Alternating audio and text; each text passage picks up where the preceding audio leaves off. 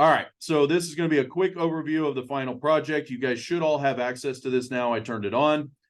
You guys will have access to the final rubric. And so if you look at this rubric, we've covered it a couple times, but this will be a recording just specifically for the rubric. You'll notice it's very, very similar to the midterm. So everything here is exactly the same that you had in the midterm. You need to make sure you have no errors. So make sure you guys sanitize your inputs. If you guys use while trues, well, then keep them in the while true till you actually sanitize the input out. All right. Otherwise, if you just break out all the time, it doesn't do any good to do that. On this, make sure you guys use functions, and I'm going to be looking for examples of lists and dictionaries. This one, make sure your project's well documented. It's amazing how many people didn't put their name on their midterm. All right. So put your name on the midterm. Make sure you have a block immediately below that that says what your project is. Quite a few of you didn't put a comment right below your 3 initial comments telling me what your project is. It's a very simple block comment. This is a text adventure game based on Scooter. I don't know. I'm making something up. All right. It's a very simple block comment. You should have comments throughout the entire project where they make sense. If you guys end up putting no comments in the project and just have the points at the top, well, then you miss 5 for not having everything throughout the project. All right. 20 points for the logging module. Go watch the logging video and you will immediately get those 20 points. It's that simple. You guys just need to import the basic config, right? Import logging, then set up and copy and paste the logging.basic config directly out of the homework like I told you to. Copy that in and then set up try and accepts for everything you import. So where you guys have third-party modules, you should have try and accepts on all of those imports. If it doesn't have it installed, well, then you just tell them in the logging.config that it's not installed. Use pip install blah in order to install that. All right. If you guys don't have that, so you guys got to create a separate file, well, then you just do the try and accept exactly like what you see in the logging video. Okay. That should get you these 20 points. That's a huge chunk of your project. You need to have a logging.debug and a logging.critical. You can have other ones, but you must have one example of each of those. And if you follow the logging video, you will immediately get at least one example of those. All right. The other 20 points is having some form of OOP, which is what we covered here today. So you need to create a player object, you need to create something, or if you're using third-party modules, make sure you document that and have the proper installs and the try and accepts wrapped around that. Okay. In your midterm feedback, I will give you a suggestion for this 20 points. So if you did a text adventure game and it makes sense based on the code I see, I will say, go create a player object. In other words, you do exactly what we did in class.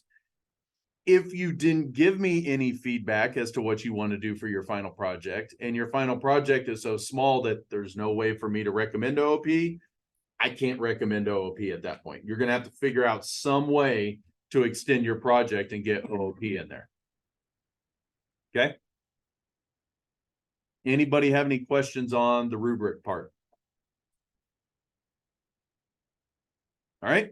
Again, the rubric here, the way this works on the final project is you guys will have access to this scheduling. All right. So you read these instructions in the schedule. You have to have a final project that you schedule with me in order to get a grade on your final project. All right. So if you don't schedule this meeting, it's a 0 on the project, even if you did your project. All right. It's a 30-minute meeting. You guys need to send me an email. Make sure you use a subject line of this right here. If you use some other subject line, I'm not going to accept it. Why? I have 75 students sending me emails for project scheduling.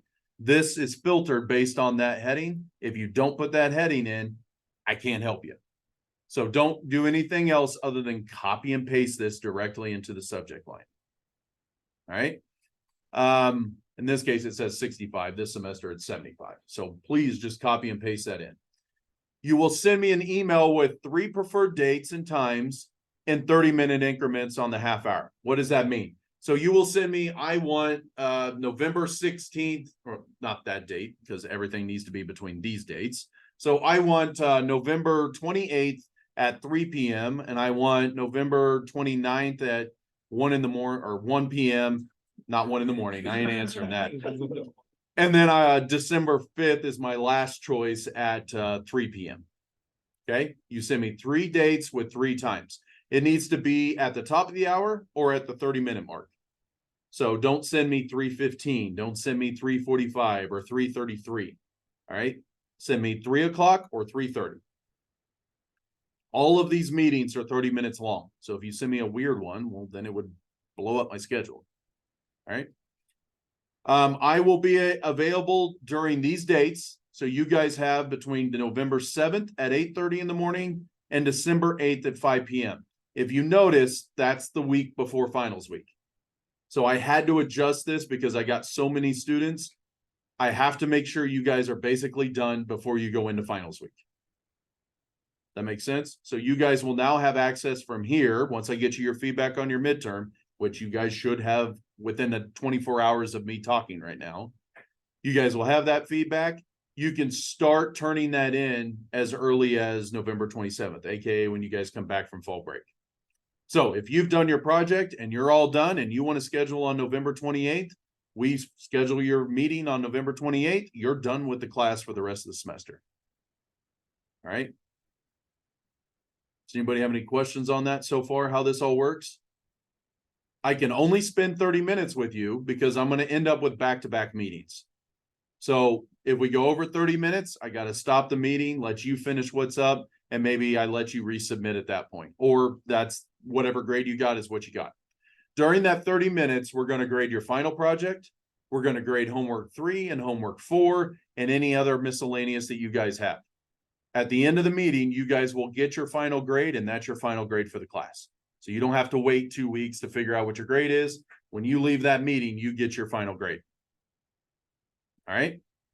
Another thing about those dates, you can imagine that last week, that's a 2-week period. You can imagine that last week's going to fill up really fast because people want more time, right? Don't schedule during the second week unless you absolutely need it. Why? Because you may end up in being done with your project the week before that, but you scheduled yourself the week before finals week, and now you got to sit around and wait. And if you miss the meeting, now you're going to end up with a 0. That makes sense? So the way this works is your project is not due until 30 minutes before your scheduled meet time. The project itself, when you go down here to the final project submission and in your Blackboard calendar, is going to say it's due November 26th. It's not due that date. I just put that there so that people know anytime after November 26th, then you can schedule your meeting with me. You just need to submit your project 30 minutes before your meeting. Don't submit it a week ahead of time because then you're going to go, oh, I need to fix something in there. Can you clear my submission? I can't do that. I've got 75 of you to do during that week, and I'm trying really hard. So if you do the math, 75, what's half of that? Anybody good in math? 33, somewhere in there, right? 33 hours of meetings I have in order to get you guys through these projects, right? Everybody's 30 minutes, half that, 33 hours I got to schedule. Well, that's like a 40-hour work week, right? So that's the reason I get very particular this time of year. I have too many to do. I've got to get through them. And I want to be respectful of everybody's 30-minute time break. You all are entitled to that 30 minutes. You're going to get it. Right? During, again, that 30 minutes, we're going to go through your project. If you've got errors, bugs, whatever else, we're going to work through them together. For the most part, if you do a pretty clean project and submit to me, there's no reason you shouldn't get 100 on your final project. Because if you had little bugs or errors, we're going to fix that code together. That's the reason I do it this way. It's by student request. They much rather know what they did wrong because at this point, you've invested almost 6 weeks into your final project. You just want it to work. You don't even care what your project points are. You just want your project to work, right? So this is based on student suggestions, and it's worked very well over 4 years. You schedule this 30-minute meeting. I'm not going in there and tearing apart your code saying this is bad, this is worthless. That's not what I'm doing.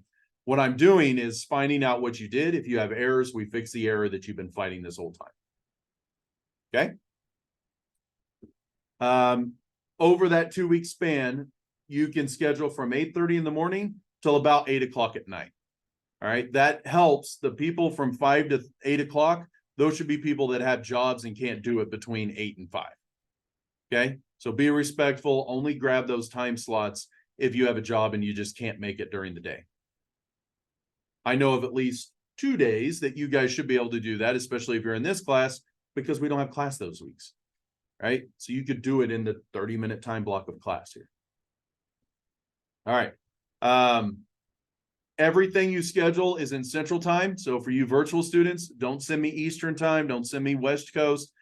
It has to be Central Time. Why? Because every time I do that, it takes another 5 minutes to go figure out what time zone you're in, blah, blah, blah. And I've had lots of missed meetings for that. Just give me Central Time. Fort Hays is Central Time. That's our official time. Okay. Everything you see here in bold and underline is because somebody screwed it up over the last 4 years. That's why all this information's in here. All right. You will send me those 3 options. I will send you back a Zoom link. So if I don't send you back a Zoom link to confirm your time, you are not officially scheduled at any one of those times. All right.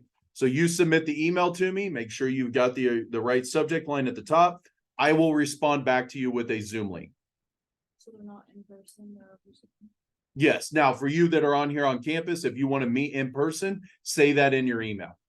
But for you guys that are virtual students, it's going to be a Zoom meeting. We don't have to have video on. We just have to have voice. But you have to be at a computer and not your phone, because I'm going to be sharing screen about your code. And if you can't see the code, well, then it doesn't do us any good. All right. So make sure you're sitting at a computer so that we can go through your code. This does cover over that weekend. So for those, again, that have jobs during the week and can't access that, so you can schedule over that weekend to do that. I'm going to run out of battery, so I'm going to talk fast. All right. Again, I have to confirm those. Make sure that you submit only 30 minutes before your scheduled time. And if you guys have any questions, email those to me. All right. Does anybody here or online have questions about how this final project scheduling works? It sounds daunting. Trust me. This is the part that every student always gives me feedback on that they love the most out of the whole class. I don't know why, but this is the part that I always get on my T-vals and everything else. This is the part they love the most, especially the virtual students, because most of them never interact with an actual professor. So this is 30 minutes of me actually going one-on-one with you in your code and figuring out what we need to fix, etc. All right. That does not mean show up at the meeting with a bunch of broken code. If little pieces are broke, well, then we can fix it. But if you show up with 20 minutes worth of broken code, that's going to be rough. All right. Again, we will do homework 3 and 4. We'll grade live with one another during that session. If you have any missing quizzes or midterm grades or something like that I need to fix, we will do that all during that 30-minute session. When that session's over, you're done for the semester. So don't wait till the last week. All right. If there's no questions, I'll end this recording.